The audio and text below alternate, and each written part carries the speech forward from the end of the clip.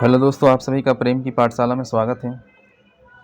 आज हम लोग जेपीएससी मेंस एग्जामिनेशन के पेपर 2 के खोट्ठा भाषा एवं साहित्य के दूसरे चैप्टर को हम लोग पहले चैप्टर को शुरू कर रहे थे और पहले चैप्टर में हम लोगों ने खोट्ठा भाषा साहित्य में खोट्ठा शब्द का जन्म कैसे हुआ, खोट्ठा शब्द के जन्म कथा के बारे में हम लोगों ने पढ़ लिया है।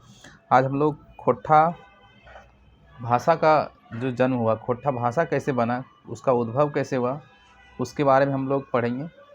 इससे पहले थोड़ा सा आप लोगों से रिक्वेस्ट है कि हो सके तो, क्योंकि अभी नवरात्र का समय चल रहा है तो अगल बगल थोड़ा साउंड बज रहा है, तो अगर आपको थोड़ा सा अगर डिस्टर्बेंस आई होप नहीं होना चाहिए, लेकिन बीच में या कभी भी अगर थोड़ा सा अगर साउंड आए तो उसके लिए थोड़ा सा मैं क्षमा प्रार्थी हूँ।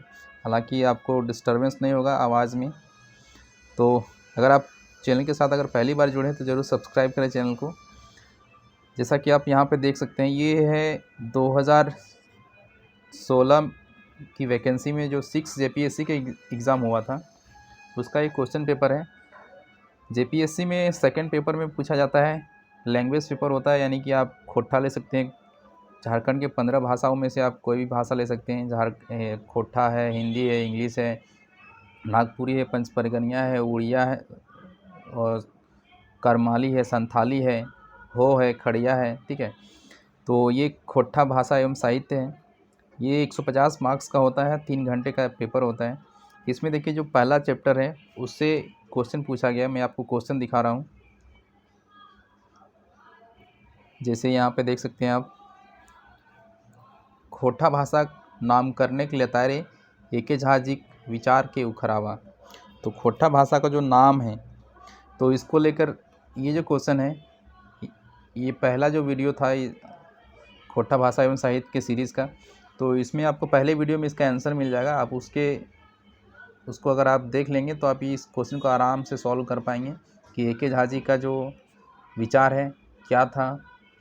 उसके बाद ये क्वेश्चन देखिए, खोट्ठा भाषा विकास के कथा संक्षेप में लिखा। तो आज जो हम लोग पढ़ेंगे उसमें पढ़ने के बाद इस क्वेश्चन को आप सॉल्व करने के स्थिति में होंगे। तो चलिए, हम लोग एक क्वेश्चन और पूछा गया है जो 2021 का एग्ज़ाम हुआ था, यानी 7 to 10th जेपीएससी। ये आप देख पा रहे हैं यहाँ पे, ये है 7 to 10th जेपीएससी का पेपर है, जिसमें देखिए झारखंड में काफ़ी क्वेश्चन रिपीट होते हैं। यहाँ पे देखिए, खोट्ठा भाषा विकास के कथा संक्षेप में लिखा। यही क्वेश्चन इससे पहले भी पूछा गया था, यानी जो 6 जेपीएससी हुआ था उसमें भी पूछा गया और 7वां से 10वां जो हुआ उसमें भी पूछा गया। तो ये काफ़ी इम्पोर्टेंट चैप्टर हो जाता है, खोट्ठा भाषा का उद्भव और विकास। तो हम लोगों ने क्या पढ़ा था पिछले क्लास में? हम लोगों ने पढ़ा था खोट्ठा शब्द या शब्दिक जन्म कथा के बारे में हम लोगों ने पढ़ लिया था। आज हम लोग क्या पढ़ेंगे? खोट्ठा भाषा जन्म कथा। खोट्ठा भाषा जन्म कथा।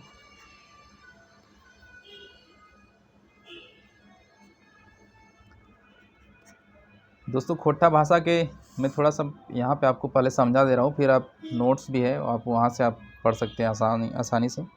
तो खोट्ठा भाषा के जन्म कथा को लेकर मुख्यतः 2 प्रकार के मत हैं। एक तो है प्रकृति प्राकृत मत है। कौन सा मत? प्रकृति प्राकृत मत। और दूसरा मत है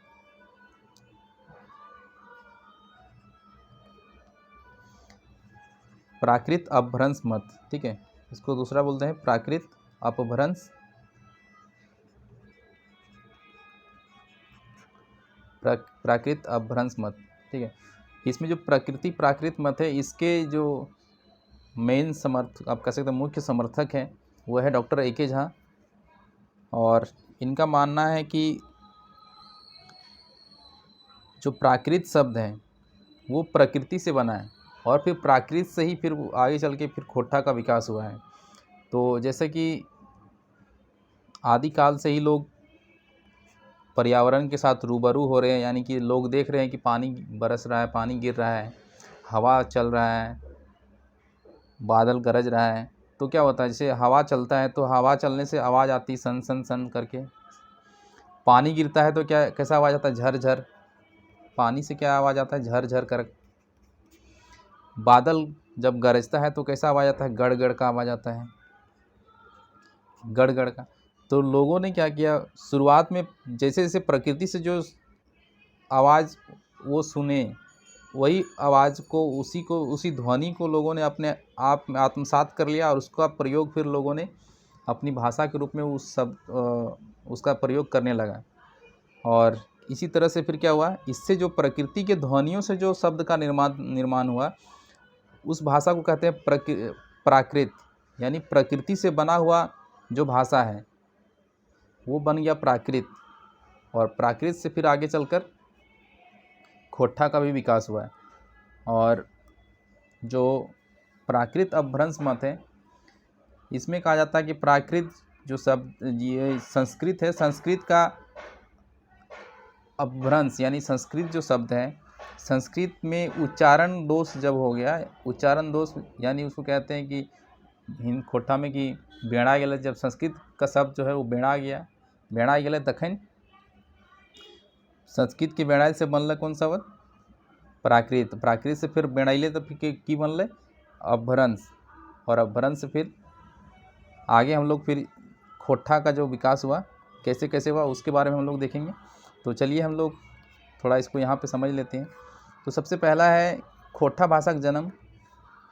यहाँ पे जन्म कथा, खोट्ठा भाषा के जन्म के लेतारे दूगो मत के टवान मिलो है। कौन कौन मत के टवान मिलो है, तो पहिलका मत है प्रकृति प्राकृत मत, और दूसर का जो मत है की मत है प्राकृत अपभ्रंश मत।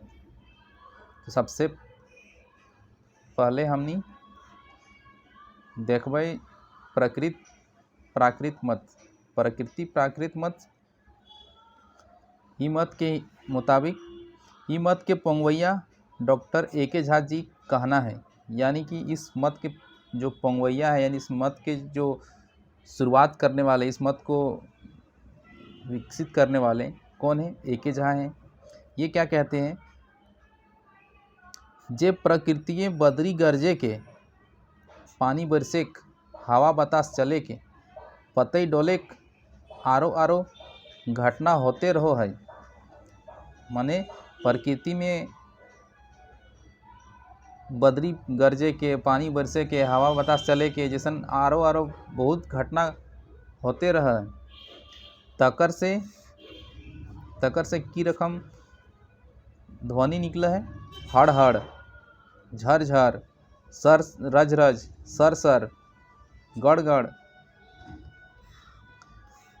ओकर बाद फट फट, चर चर, चर चर जैसन साड़ा बहराइत रहो है। यानी प्रकृति के घटना से अलग अलग प्रकार के ध्वनि निकलती है, जैसे गड़गड़ हो गया, हड़हड़ हो गया, झरझर, रज रज, सर सर, चर चर। ऐसने साड़ा यानी इसी तरह के साड़ा के अनुकरण प्रिय मानुष हजारों लाखों बछर से सुनले आयल हवत। और इसी प्रकार का साउंड लोग हजारों लाखों वर्ष से सुनते आ रहे होंगे। आर एकरे नकल से भाषा के सबले आदिम रूप बनल, सेटा कहल प्राकृत।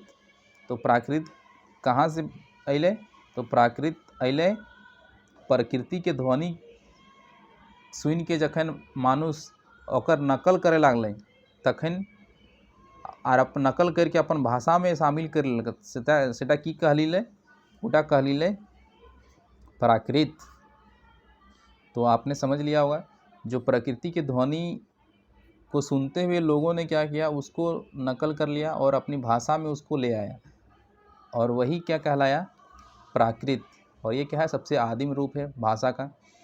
मन एक जे भाषा प्रकृति घटना उपजल साड़ा से बनल, मतलब जो प्रकृति से प्राकृतिक घटना से उपजे हुए ध्वनि से बना, वही क्या है प्राकृत। एकरा प्राक जोड़ कृत मने जे पहले बनले भी कहल जाए, यानी कि इसको प्राकृत भी कहा जाता, प्राक जोड़ कृत यानी जो पहले बना। विद्वान गुला एकरा प्रथम प्राकृत कहलथिन। विद्वान गुला एकरा की कहलथिन, प्रथम प्राकृत कहलथिन। ई प्राकृत के बारे में नामी साधु एक है जो निरुक्त साहित्य पर टीका लिखे हैं, उनका नाम है नामी साधु। नामी साधु कहल हथी, की कहल हथी, इनकर कहना है प्रकृति से जन्मल व्याकरण आदि के नियम उपनियम से रहित सामान्य जनजीवन के सहज वचन व्यापारिक भाषा प्राकृत हकै। यानी ऐसी भाषा जो प्रकृति से जन्म लिया है, जिसमें व्याकरण के नियम उपनियम नहीं हैं, और वो क्या है सामान्य जनजीवन और व्यापार का भाषा बन गया है, वो क्या है प्राकृत है। आगे है यह प्रथम प्राकृत खोट्ठा भाषा का आधार है। तो खोट्ठा भाषा का आधार की है के प्रथम प्राकृत खोट्ठा भाषा के आधार। चूँकि भाषा का विकास एकाई ना हवे, चूँकि भाषा का विकास अकेले नहीं होता है, बिचकुन यानी बल्कि भाषा का विकास लेन देन के परिणाम हके। यानी भाषा का विकास क्या है, लेन देन का परिणाम है। यह तरी इसी तरह जैसे जैसे लौकिक नाता गोता संपर्क दोसर तेसर भाषा भाषी से भेते गेलै, यानी इसी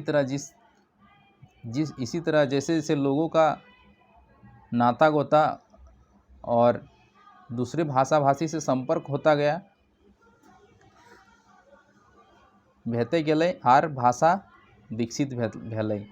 यानी जैसे जैसे लोगों का अन्य लोगों के साथ, अन्य लोग भाषा भाषी लोगों के साथ संपर्क हुआ, उससे क्या हुआ, भाषा और भी विकसित हो गया।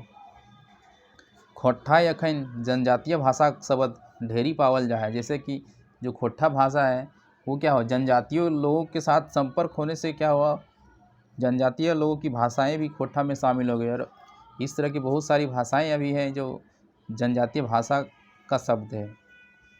और इस मत के जो समर्थक हैं वो कौन कौन हैं, ए.के. झा हैं, कृष्णचंद्र दास आला जी हैं। और यहाँ पे देखिए, जो अगर खोट्ठा शब्द की बात करें तो कृष्णचंद्र दास और ए.के. झा का मत अलग अलग है। जहाँ ए.के. झा खोट्ठा शब्द, भाषा नहीं शब्द, खोट्ठा शब्द का उत्पत्ति मानते हैं खरोष्टी को, और वहीं कृष्णचंद्र दास मानते हैं खरठी को मानते हैं। Doctor BN. ओहदार हैं, फिर डॉक्टर सुधाकर है, फिर श्रीनिवास पानोरी जी भी हैं इस मत के। किस मत के, प्रकृति प्राकृत मत के। अब हम लोग दूसरा मत देखते हैं। जो दूसरा मत है वो है प्राकृत अपभ्रंश मत। तो प्राकृत अपभ्रंश मत क्या कहता है, विद्वान गुलाक मते प्रथम प्राकृत के कोन्हो एगो क्षेत्रीय भेद के व्याकरणिक नियम उपनियम से बांध के संस्कार करल गेलै, सेटा कहले संस्कृत। तो संस्कृत क्या, कौन सा भाषा कहलाया, वो भाषा जो विद्वान लोगों ने क्या किया, किसी क्षेत्र विशेष में कोई भाषा था और उस भाषा को क्या किया लोगों ने, विद्वानों ने उसको व्याकरण के नियम उपनियम से बांध दिया, और वही क्या कहलाया, संस्कृत कहलाया। पेछू उसके बाद उसरान दोष के चलते संस्कृत भाषा बेड़ाए लागले। यानी उच्चारण दोष के कारण क्या हुआ, संस्कृत भाषा जो है वो बिगड़ गया। सेटा कहले प्राकृत। और जब संस्कृत, जैसे पहले क्या हुआ ना, पहले था संस्कृत, और ये संस्कृत कहाँ से आया, तो किसी क्षेत्र विशेष की भाषा था, उसको विद्वानों ने क्या किया, व्याकरण के नियम से उसको बांध दिया, वही संस्कृत कहलाया। फिर संस्कृत का क्या हुआ, उच्चारण दोष, लोग गलत तरीके से उच्चारण करने लगे, और इससे क्या हुआ, वो बिगड़ गया, बेड़ाई गेले। और बेड़ाई के बाद से की बनल, संस्कृत से की निकल रहे, भाषा प्राकृत निकल रही। अब देखिए आगे, ई प्राकृत के बारे में संस्कृत प्राकृत के व्याकरणाचार्य हेमचंद्र के कहना है। जो हेमचंद्र हैं ये एक व्याकरणाचार्य हैं, व्याकरण के बहुत बड़े विद्वान रहे हैं। इनका क्या कहना है, प्रकृति संस्कृत तंत्र भव तत् आगत व प्राकृतम, यानी इसका मतलब क्या है, मनेक संस्कृत के बेड़ाइल रूप प्राकृत कहले पेछू प्राकृतो बेड़ाय लागले और प्राकृत के बेड़ाइल रूपटा अपभ्रंश कहले। यानी सीधा सा मतलब है कि सबसे पहले क्या बना, संस्कृत बना। संस्कृत कहाँ से बना, तो किसी क्षेत्र विशेष की भाषा थी, उसको विद्वानों ने उसको व्याकरण के नियम से बांध दिया तो वो संस्कृत बन गया। फिर संस्कृत जब बेड़ा गए तखन की बनल, तखन बनल प्राकृत, और प्राकृत जखन बेड़ा गए तखन बनल कौन भाषा बनल, अपभ्रंश। ठीक है, तो अपभ्रंश बनल। अब आगू हमने देखें या आगू की है, भाषा विज्ञानी सब मानोहत, जो भाषा विज्ञानी हैं वो सब क्या मानते हैं, जे सभे भारतीय आर्य भाषा का जन्म प्राकृत अपभ्रंश से भेल है। भाषा विज्ञानी क्या है, ये क्या मानते हैं कि जो भी आर्य भाषा है, और खोटा क्या है, एक आर्य भाषा है, तो वो क्या मानते हैं कि जितनी भी आर्य भाषा है सबका जन्म किससे हुआ है, प्राकृत अपभ्रंश से हुआ है। यह लतारे कहल गेल है, जे मागधी अपभ्रंश बिहार के मगही, यानी कि जो मागधी अपभ्रंश से बिहार के मगही, मैथिली, भोजपुरी समेत झारखंडे खोट्ठा, कुरमाली, नागपुरिया आरो भाषा का जन्म भेल है। क्या मानते हैं भाषा विज्ञानी कि जो मगधी है, मगधी अपभ्रंश है, उससे क्या क्या बना है, बिहार का मगही बना, मैथिली बना, भोजपुरी समेत झारखंड का खोट्ठा, कुरमाली, जो भी सदानी भाषा है झारखंड की, वो बना है किससे, मागधी से, मागधी अपभ्रंश से।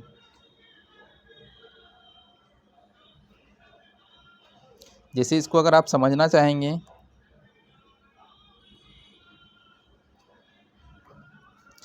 जैसे यहाँ पे मैं आपको अगर इसको ये क्या कहना चाह रहे हैं, वो जैसे कि हम यहाँ पे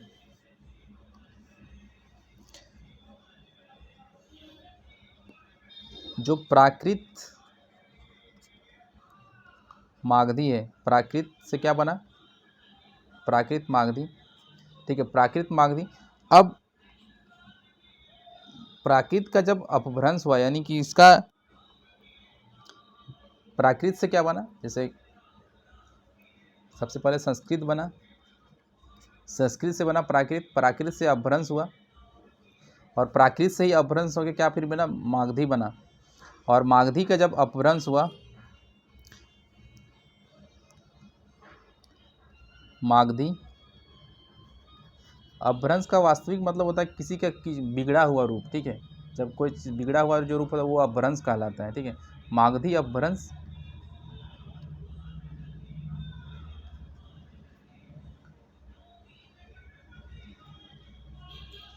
तो मागधी अपभ्रंश का 3 भाग हुआ, यानी तीन भाग में ये बट गया। एक बट गया पूर्वी, एक हो गया पश्चिमी, और एक हो गया मध्य, यानी 3 भागों में बट गया, पूर्वी, पश्चिमी और मध्य में। जो पूर्वी भाग में बटा, इससे कौन कौन भाषा बना, बांग्ला बना, उसके बाद असमिया बन गया, उसके बाद क्या बन गया, उड़िया बन गया। यहाँ पे हो जाएगा उड़िया, क्या बन गया, उड़िया बन गया। और जो पश्चिमी भाग, पश्चिमी रूप है, वो पश्चिमी रूप क्या कहलाया, भोजपुरी कहलाया। उसके बाद जो मध्य भाग जो कहलाया इसका, वो उसमें क्या क्या आ गया, मगही आ गया, उसके बाद मैथिली आ गया। दोस्तों मेरी राइटिंग पे नहीं जाएंगे, थोड़ा सा लिखने में थोड़ा सा दिक्कत है। ठीक है, तो बस आप समझेंगे।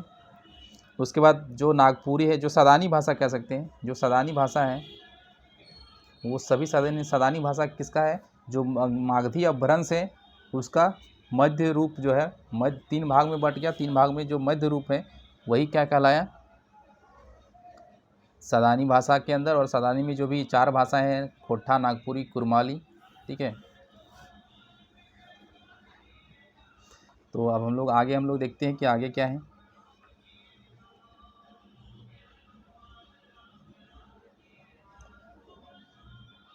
ये सब भाषा विज्ञानी का मत है। और आगे यहाँ पे ई मत के खोट्ठा साहित्यकार, इस मत का जो मानने वाले हैं खोट्ठा साहित्यकार में कौन है?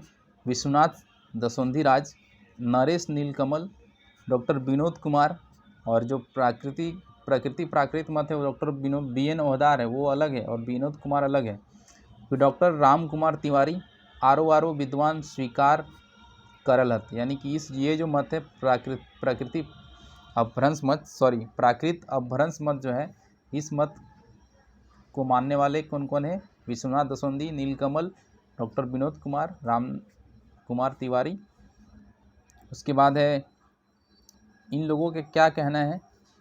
एकिन के कहना है जे अपभ्रंश के नाथ और सिद्ध साहित्य, नाथ और सिद्ध साहित्य खोट्ठा पूर्णा रूप के टवान मिलो है। यानी ये लोग क्या कहते हैं कि जो नाथ और सिद्ध साहित्य है, एक साहित्य का नाम है नाथ और सिद्ध साहित्य, इसमें खोट्ठा का जो पुराना रूप है उसका टवान मिलता है। यानी कि उसका क्या कह सकते हैं, उसका पता चलता है। उसके बाद क्या हुआ? झारखंड में सदान सब आवे लागला। अब फिर क्या हुआ? झारखंड में सदान सब आवे लागला, जखिन के भाषा अपभ्रंश लय। यानी कि जब सदान झारखंड में आ रहे थे, तो ये जो मत है, इस मत का ये कहना है कि जब झारखंड में सदान लोग आने लगे तो उनकी भाषा क्या थी? अपभ्रंश। सेटे यहाँ लिखल है, पेछू झारखंडे सदान सब आवे लागला, जखिन के भाषा अपभ्रंश हलैन। झारखंडे जनजातीय भाषा का असर पड़ले और खोट्ठा भाषा एगो नवा भाषा रूपे पोंगैले। यानी जब झारखंड में सदानी आए झारखंड में जब सदानी आए तो इनका संपर्क हुआ किससे? यहाँ के जनजातीय भाषा से के लोगों से। तो जनजातीय भाषा से जब संपर्क हुआ तो फिर एक नया भाषा खोट्ठा का विकास हुआ, और यही खोट्ठा का उत्पत्ति का ये पूरी कहानी थी। तो हम लोगों ने देखा कि 2 मत हम लोगों ने देखा, एक प्राकृत मत, और दूसरा हम लोगों ने देखा प्राकृत अपभ्रंश मत। ठीक है, तो ये 2 मत हम लोगों ने देखा। इसके बाद हम लोग जैसे उस क्वेश्चन को हम लोगों ने देखा, ये जो क्वेश्चन था,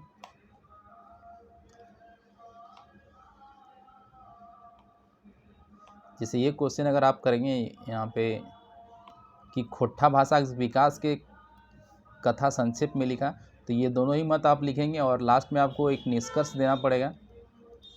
तो निष्कर्ष में आप क्या लिखेंगे? तो यहाँ पे देखिए निष्कर्ष भी मैंने यहाँ पे आप लोगों के लिए लगा दिया है।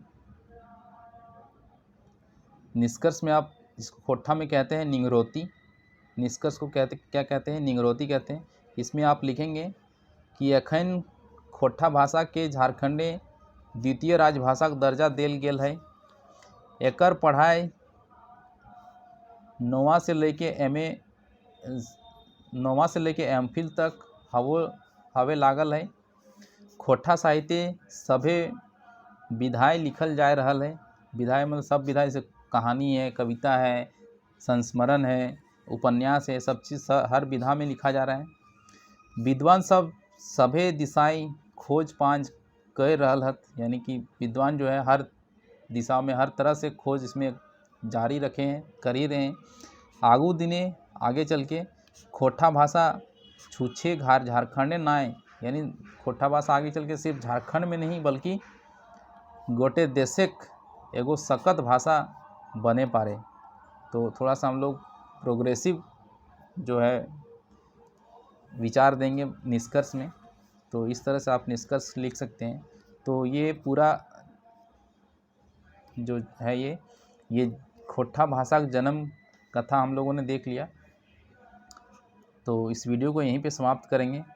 आगे हम लोग सबसे पहले खोट्ठा ग्रामर थोड़ा पढ़ लेंगे, क्योंकि बहुत सारे जो स्टूडेंट हैं उनको थोड़ा सा दिक्कत होता है कि जैसे यहाँ पे लिखा है कि भाषा, तो ये इस तरह क्यों नहीं लिखा गया, ये जो स होता है ये स क्यों नहीं लिखा गया। तो ये बहुत सारा कन्फ्यूज़न होता है। इस वजह से हम लोग पहले क्या करेंगे कि खोट्ठा ग्रामर पढ़ेंगे, खोट्ठा व्याकरण, फिर खोट्ठा व्याकरण पढ़ने के बाद फिर हम लोग आगे जो साहित्य वाला पार्ट है उसको हम कंप्लीट करेंगे। तो दोस्तों वीडियो कैसा लगा, अगर अच्छा लगा तो आपको तो ज़रूर लाइक करें, दोस्तों के साथ शेयर करें, और चलिए अपना ख्याल रखें। मिलते हैं एक नए वीडियो में, तब तक के लिए धन्यवाद।